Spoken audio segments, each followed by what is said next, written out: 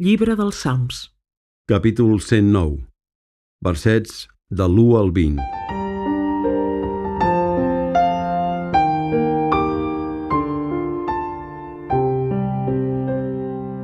Déu meu, de qui em glorio, no callis, que unes boques malvades i traïdores s'han obert contra mi. Em bescanten amb un llenguatge enganyador, amb paraules d'odi, em van encerclar sense tenir cap motiu per atacar-me. En paga del meu afecte em fan la contra i jo només pregava. Em tornen mal per bé i odi a canvi de la meva estimació i diuen: designeu-li un jutge malvat i en lloc d'un defensor que tingui l'adversari, que quan el jutgin en surti culpable i la petició de clemència li sigui negada. Que la seva vida sigui ben curta i els seus càrrecs els ocupi un altre. Que els seus fills quedin orfes i viuda la seva muller. Que els seus fills vagin errants i mendicant i fins els foragitin de les cases enrunades.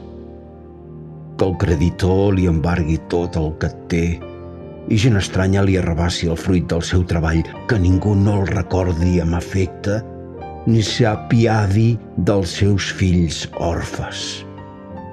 Que la seva descendència s'aboqui a l'extinció i a l'altra generació quedi esborrat el seu nom.